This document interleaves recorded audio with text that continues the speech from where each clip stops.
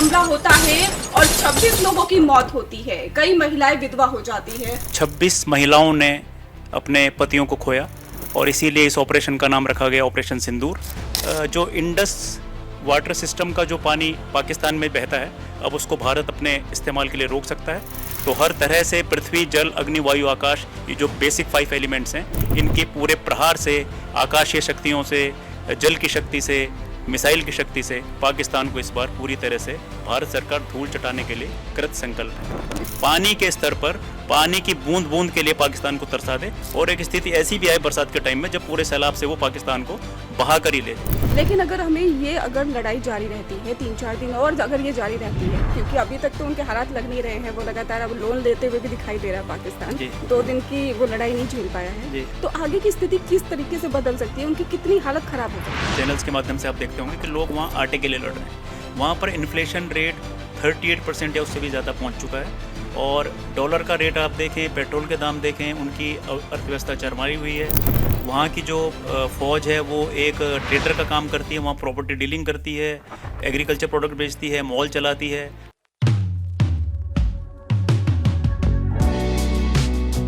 नमस्कार, संगम टॉकीज में आपका स्वागत है और मैं हूं आपके साथ सुमन पाल। पहलगाम में हमला होता है और 26 लोगों की मौत होती है, कई महिलाएं विधवा हो जाती है और कई बार ऐसा देखने को मिला है हमें कि ऐसी आतंकी हमले लगातार पाकिस्तान करता आ रहा है। लेकिन भारत ने इस बार मुंह तोड़ जवाब दिया है, पहले भी मुंह तोड़ जवाब देता आया है और इस बार फिर से मुंह तोड़ जवाब दिया है पाकिस्तान को और पाकिस्तान को धूल चटा दी है। पाकिस्तान को फिर से एक बार मुंह की खानी पड़ी है, इसलिए इंडिया की सेना, आर्मी लगातार हमला कर रही है पाकिस्तान पर और पाकिस्तान को हमेशा धूल चटाती हुई आई है और इसी तरह से पाकिस्तान बौखला गया और उसने फिर से हमला करना शुरू कर दिया।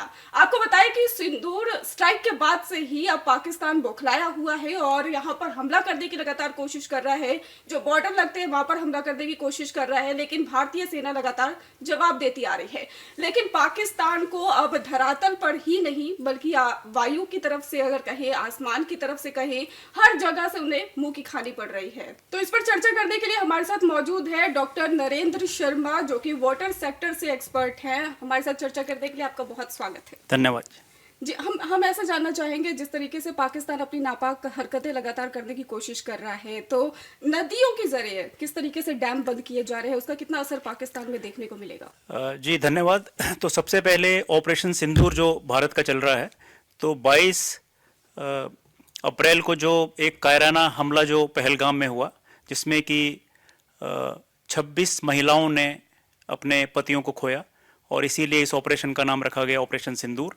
तो इसमें सबसे पहले जो वाटर सेक्टर के अगर लिहाज से देखें, बाकी सेक्टर्स पर तो काम चल ही रहा है, वाटर सेक्टर की तरफ अगर जाएं तो सबसे पहले जो इंडस वाटर ट्रीटी है, अगले दिन ही यानी कि 23 अप्रैल को इसको कैंसिल कर दिया गया और अब भारत कोई बाध्य नहीं है इस ट्रीटी के प्रावधानों को मानने के लिए। और भारत में पहले से भी इस ट्रीटी को कैंसिल करने के लिए या इसको सस्पेंड करने के लिए काफ़ी सारे आंदोलन भी होते थे और काफ़ी डिमांड भी इस समय चलती थी, क्योंकि भारत अपने हिस्से का पानी भी इसमें इस्तेमाल नहीं कर पाता था। तो सबसे पहले 23 अप्रैल को इस ट्रीटी को कैंसिल किया गया या अबेंस में रखा गया, सस्पेंड किया गया है। और इसके तहत जो इंडस वाटर सिस्टम का जो पानी पाकिस्तान में बहता है, अब उसको भारत अपने इस्तेमाल के लिए रोक सकता है, उसे डाइवर्ट कर सकता है, इंटरलिंक कर सकता है और अपने अन्य हाइड्रो प्रोजेक्ट्स वगैरह में इस्तेमाल कर सकता है। तो इसमें सबसे पहले जो चेनाब नदी है, उसमें बगलिहार और सलाल डैम्स का पानी पहले भारत ने बंद किया। तो चेनाब नदी में जो आपने देखा होगा कि वो लगभग सूख गई थी, जो उसका लगभग 25 फीट का उसका जो एक एवरेज उसकी डेप्थ होती थी, वो लगभग 2-2.5 फुट पर आ गई। और वहाँ पर लोगों ने, आपने देखा होगा सोशल मीडिया पर भी, कि लोग वहाँ पर सेल्फी ले रहे थे और पैदल ही उस नदी को आर पार कर रहे थे, जैसे छोटा सा वो नाला बन गया था। तो इससे वहाँ पर लगभग पानी की 90% पानी रुक गया चेनाब नदी का पाकिस्तान में जाने से। और इसके बाद फिर हिमाचल और कश्मीर के एरिया में, जो कि रेन कैचमेंट एरिया है इस चेनाब नदी का, उसमें काफ़ी पिछले दिनों से बारिश चल रही थी। उसके बाद डैम जब पूरा भर गया तो कल ही यानी कि 8 मई को भारत ने वो डैम के गेट खोल दिए और जिसकी वजह से कि वहाँ पर एक बाढ़ की स्थिति उत्पन्न होने वाली है। तो भारत हर दृष्टि से जल प्रहार कर रहा है, ऊपर से तो प्रहार हो ही रहा है मिसाइल्स का, तो जल प्रहार भी उस पर जारी है। ऊपर नीचे कहीं पर इस बार छोड़ने की कोई गुंजाइश नहीं है। तो हर तरह से पृथ्वी, जल, अग्नि, वायु, आकाश, ये जो बेसिक 5 एलिमेंट्स हैं, इनके पूरे प्रहार से, आकाशीय शक्तियों से, जल की शक्ति से, मिसाइल की शक्ति से पाकिस्तान को इस बार पूरी तरह से भारत सरकार धूल चटाने के लिए कृत संकल्प है। बिल्कुल नरेंद्र जी, अगर हम ये बात करें कि पहले पाकिस्तान कह रहा था कि हमें पानी नहीं मिल रहा है, पानी नहीं मिल रहा है, जी अब अगर कहें कि बाढ़ आ गई है, जी ऐसे किस तरीके से पाकिस्तान में बौखलाहट भी देखने को मिल रही है? जी। दरअसल जो ये सिंधु नदी जो है वो पाकिस्तान की लाइफलाइन है। लगभग 60% जनसंख्या जो पाकिस्तान की है 24 से 25 करोड़ में से, उसकी 60% जनसंख्या सिंधु नदी के बेसिन में निवास करती है और अपनी सारी सिंचाई की सुविधाओं आवश्यकताओं के लिए, इरिगेशन के लिए, पेयजल के लिए और अन्य अपनी रिक्वायरमेंट्स के लिए पाकिस्तान इस पर निर्भर करता है। और जब यहाँ पर पानी की अनियमित सप्लाई होगी, जब हम इस ट्रीटी से बाहर आ गए, तो ना हम डाटा शेयरिंग इसमें करेंगे, ना पाकिस्तान को कोई पूर्व चेतावनी देंगे पानी के बारे में, कितना क्यूसेक हम पानी छोड़ रहे हैं, कितना क्यूसेक बंद कर रहे हैं, क्या कोऑर्डिनेशन रहेगा बाढ़ की स्थिति में, सूखे की स्थिति में। अब हमारी कोई लायबिलिटी नहीं रह गई। इससे पाकिस्तान या तो वो प्यासा मर सकता है, यानी कि उसमें पानी की सप्लाई नहीं होगी तो ना तो उसको सिंचाई होगी, ना पेयजल मिलेगा, या फिर अगर हमने ज्यादा पानी छोड़ दिया तो वहां पर बाढ़ की स्थिति पैदा हो जाएगी। तो दोनों स्थिति में पाकिस्तान टू एक्सट्रीम लेवल्स पर रहेगा। या तो पानी की सप्लाई इतनी हो जाएगी कि बाढ़ की स्थिति पैदा हो जाएगी, और अगर हमने पानी रोक लिया तो डैम्स में अपने, तो उसकी वजह से फिर वो पेयजल भी उनको नहीं मिल पाएगा। यहाँ पे मैं आपसे ये पूछना चाहूंगी, जैसे ये कहना गलत नहीं होगा कि इस बार 2 डैम जो खोले गए हैं इस बारे में पाकिस्तान को नहीं बताया गया है, तो इसी से रिलेट करता है ये? जी बिल्कुल। जो बगलिहार डैम जो चिनाब नदी पर है और सलाल डैम जो हैं, तो पहले आपने देखा होगा कि जो चिनाब नदी का जो एक जो नॉर्मली बहती थी तो 25 फीट उसका पानी होता था नॉर्मल डेप्थ, तो वो बिल्कुल ही सूख गई। और उसके बाद जब कल हमने उसको खोला तो वो बिल्कुल एक बाढ़ की स्थिति पैदा हो गई। तो इसके बाद फिर हम जो इंडस रिवर का जो पानी ये इसके ट्रिब्यूटरी रिवर्स है इंडस की, तो ये जब पानी जब पाकिस्तान में जाता है तो इसको रोकने के लिए भी लॉन्ग टर्म प्लानिंग भी चल रही है अभी। तो वो एक उसमें थोड़ा समय लगेगा कि उसमें बांध बनेंगे, नदियों को इंटरलिंक करना पड़ेगा, नदियों को डाइवर्ट करना पड़ेगा पानी को, तो इसके कारण इसमें समय लग सकता है। तो कुछ इसमें इमीडिएट स्तर पर कुछ कार्य हो रहा है, कुछ शॉर्ट टर्म के, कुछ लॉन्ग टर्म मेजर्स हैं। तो तीनों पर भारत सरकार इसमें काम कर रही है ताकि पानी के स्तर पर पानी की बूंद बूंद के लिए पाकिस्तान को तरसा दे और एक स्थिति ऐसी भी आए बरसात के टाइम में जब पूरे सैलाब से वो पाकिस्तान को बहा कर ही ले जाए। बिल्कुल। पाकिस्तान को इस बार कहें तो कितना पानी कम मिला है? पाकिस्तान को जैसा कि हम न्यूज़ रिपोर्ट्स में देख रहे हैं तो लगभग इस सिस्टम का अभी 90% उसका पानी कर्टेल हुआ है। और आपने देखा होगा कि वहां पर पंजाब और सिंध के लोग आपस में लड़ रहे हैं। सिंध के लोग कह रहे हैं कि पंजाब से जो हमें पानी मिलता है वो हमें मिलना चाहिए, पंजाब के लोग कह रहे हैं कि नहीं मिलना चाहिए। तो आपस में एक गृह युद्ध की स्थिति पैदा हो गई है इसकी वजह से। तो फर्क तो इसमें काफ़ी पड़ा है। अभी तो सिर्फ अनाउंसमेंट ही हुआ है, उस पर अभी ग्राउंड लेवल पर इतना काम नहीं हुआ है। लेकिन तब भी आप ये देखें कि वहाँ पर एक प्रांतों में उसके जो पाकिस्तान के आपस के प्रांतों में ही सिंधु नदी की जल की वजह से गृह युद्ध की स्थिति पैदा हो रही है। बिल्कुल। अगर हम सिंधु नदी के बारे में बात करते हैं तो इसके बारे में अगर थोड़ा सा विस्तार से जाने, कहाँ से नदी ये आ रही है और किस तरीके से लोगों को इसके बारे में जानकारी मिल सकेगी? जी, सिंधु नदी भारत की बड़ी ऐतिहासिक नदी है। इसका पौराणिक महत्व भी है, सांस्कृतिक महत्व भी है, धार्मिक महत्व भी है, ऐतिहासिक महत्व भी है।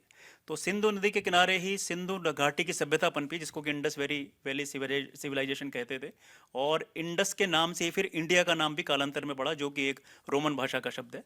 और आप ये देखें कि ये नदी साउथ एशिया की बड़ी one of the longest reverse है। और ये लगभग 3200 किलोमीटर 3180 किलोमीटर लंबी है। और भारत में ये 1100 किलोमीटर लगभग इसकी लेंथ है। और ये तिब्बत, भारत और पाकिस्तान में बहती है। और सिंधु नदी के किनारे, जैसे कि पुरानी मैंने सभ्यता बताई कि चीन की सभ्यता येलो नदी के किनारे पनपी, मिस्र की सभ्यता नील नदी के किनारे पनपी, मेसोपोटामिया या इराक की सभ्यता दजला और फरात नदियों के किनारे पनपी। तो मोहनजोदड़ो और जो हड़प्पा हमारी उस समय के संस्कृति के केंद्र थे, इसके इंडस वैली सिविलाइजेशन के, वो इंडस नदी या सिंधु नदी के किनारे ही पनपे। तो इसका बड़ा पौराणिक, ऐतिहासिक और सांस्कृतिक महत्व हमारे जीवन में है। बिल्कुल। अगर देखा जाए अभी की स्थिति क्या बनी हुई है पाकिस्तान की, क्योंकि उनको तो लगातार ऐसा हो रहा है कि भारत का वो सामना नहीं कर पा रहे हैं पहले, और दूसरी तरफ से उन्हें पानी की कमी होने लगी है। इसको लेकर मीम्स भी हमें कभी सोशल मीडिया पे काफी ज्यादा देखने को मिल रहे हैं। तो इसके बारे में आप क्या कहेंगे? इसके बारे में तो ये है कि देखिए, ये इस सदी के जो जियोपॉलिटिकल जो लोग बड़े बड़े हैं, जो एक्सीलेंट ब्रिलियंट माइंड्स हैं 21वीं सदी के अलग अलग देशों के, उन्होंने कहा है कि अगर तीसरा वर्ल्ड वॉर हुआ तो उसके मूल में पानी होगा, यानी पानी के एजेंडा पे तीसरा वर्ल्ड वॉर लड़ा जाएगा। और उनकी कथनी कितनी सही सिद्ध हो रही है कि आप ये देखें कि वहाँ पर गीदड़ भपकियाँ दी जा रही हैं कि सिंधु में पानी नहीं बहा तो आपका खून बहेगा, और भारत सरकार ने भी कहा है कि खून और पानी दोनों एक साथ नहीं बह सकते, यानी कि आतंकवाद बंद करोगे तब हम आपको पानी देंगे। तो आप ये देखें कि उसमें बौखलाहट इतनी ज़्यादा हो गई है कि वहाँ पर ऊल जलूल उनके एमपीज, उनके मिनिस्टर्स, उनके प्राइम मिनिस्टर्स, उनके आर्मी के लोग, आईएसआई के लोग, ये सब ऊल जलूल बयान दे रहे हैं। तो ये बिल्कुल उनके हार्ट में जाकर ये तीर लगा है जो छोड़ा है सिंधु नदी के जो पानी उनको न देने का है। तो निश्चित ही इसने उनके मर्म स्थल पर चोट की है। बिल्कुल। अगर इतिहास जानने की हम कोशिश करें थोड़ा सा कि ये विवाद आखिर कब से चला आ रहा है इंडिया और पाकिस्तान के बीच में? दरअसल 1947 में जब विभाजन हुआ, भारत आज़ाद हुआ और दो देश बने, भारत और पाकिस्तान, तो सन 47 में एक टेम्परेरी ट्रीटी बनाई गई जिसके तहत कि भारत की जो ये इंडस वाटर सिस्टम की जो नदियां थी उसमें डैम्स का कंट्रोल भारत सरकार को मिला, और उसके तहत जो नदियों का एक नहरों का एक जो सिस्टम था उसका कंट्रोल पाकिस्तान को मिला।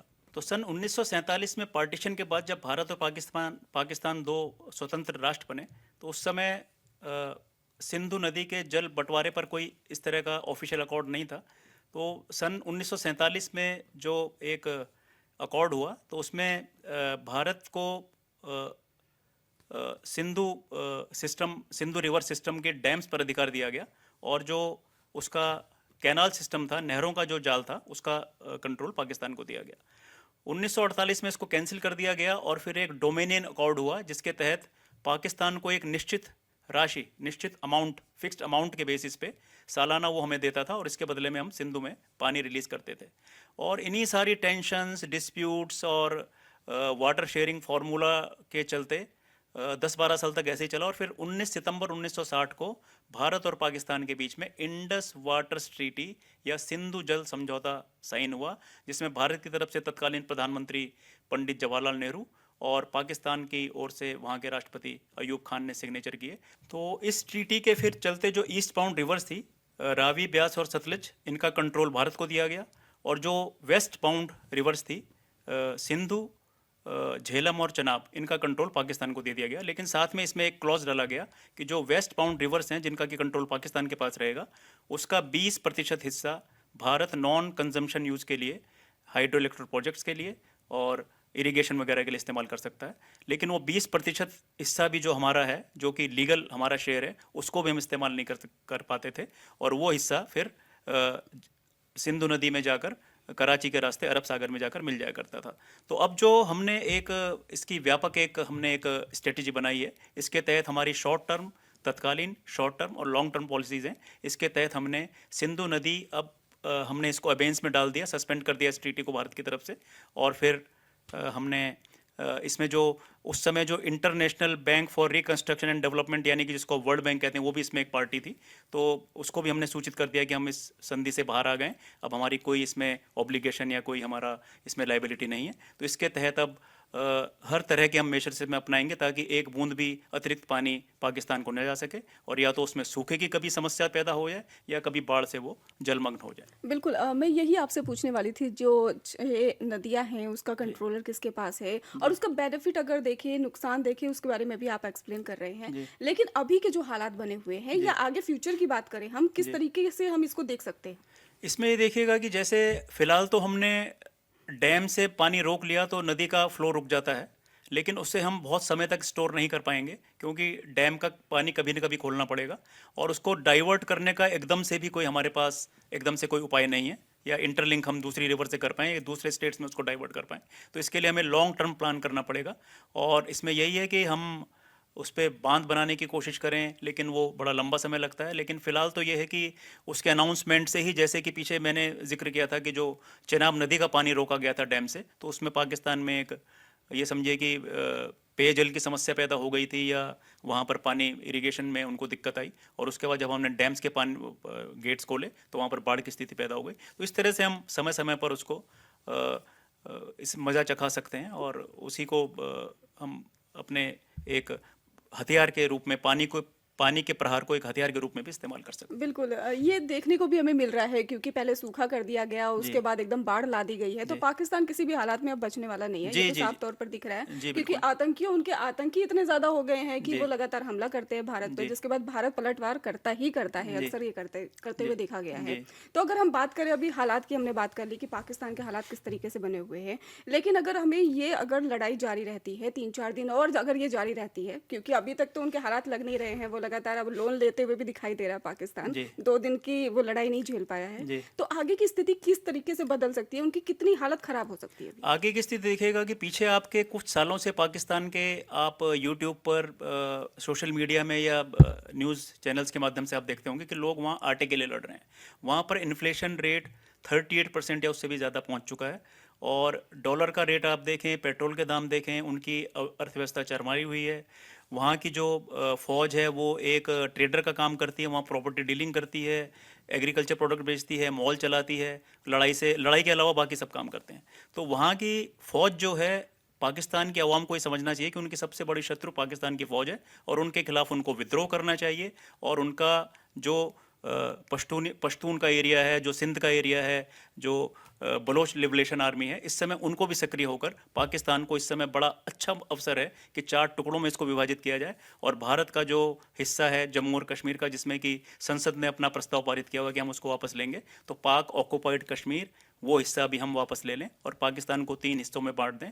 इस समस्या का ये परमानेंट सोल्यूशन कम से कम मुझे नज़र आता है। बिल्कुल जिस तरीके से हम देख भी रहे हैं सिचुएशन को अभी, तो आगे आपको क्या लग रहा है कि वहाँ के जो लोग हैं वो इंडिया में आने की कोशिश करेंगे, या फिर इंडिया के जो लोग थे, अभी हमने बीच में भी देखा था कि कुछ महिलाएं हैं जो वहाँ पे जिनकी शादी हो रखी है, निकाह हो रखा है, तो वो यहाँ पर आ रही हैं, यहाँ पे वो अपनी प्रेगनेंसी की वो प्रोसेस है वो उसको कंप्लीट करती हैं, फिर वापस जाती हैं, तो इस तरीके को हम किस तरीके से देख सकते हैं? देखिएगा, ये एक तरह का जिहाद है जो कि ये चला हुआ है। वहाँ पर क्या है कि हिंदुस्तानी महिलाएं पाकिस्तानी पुरुषों से विवाह कर रही हैं, नागरिकता भारत की है, पाकिस्तान की नागरिकता नहीं ले रही, वहाँ नहीं जा रही, और उनके वीज़ा मिले हुए हैं, उनके पतियों को भी आवाजाही उनकी बराबर है, और वो लगातार प्रेग्नेंट होकर अपनी जनसंख्या बढ़ा रहे हैं। और जो कि जनसंख्या पाकिस्तान की होनी चाहिए थी, इस तरह के लगभग इस तरह से 25-30 या 50 लाख तक, इस तरह से अभी जो डाटा आया कि 50 लाख तक इस तरह से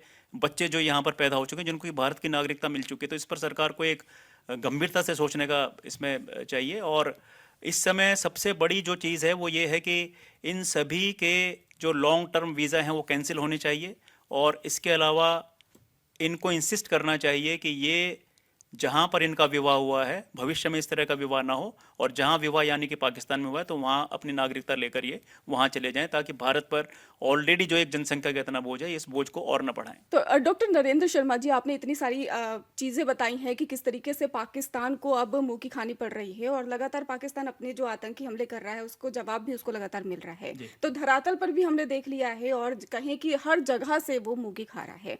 पाकिस्तान अगर अपने आतंकियों को अब वहां से पनाह देना बंद कर देता है तो मुझे लगता है वो सुरक्षित देश बन सकता है। जिस तरीके से हम भारतवासी आराम से रहते आ रहे हैं वो भी रहेगा। आप क्या कहेंगे इसके बारे में?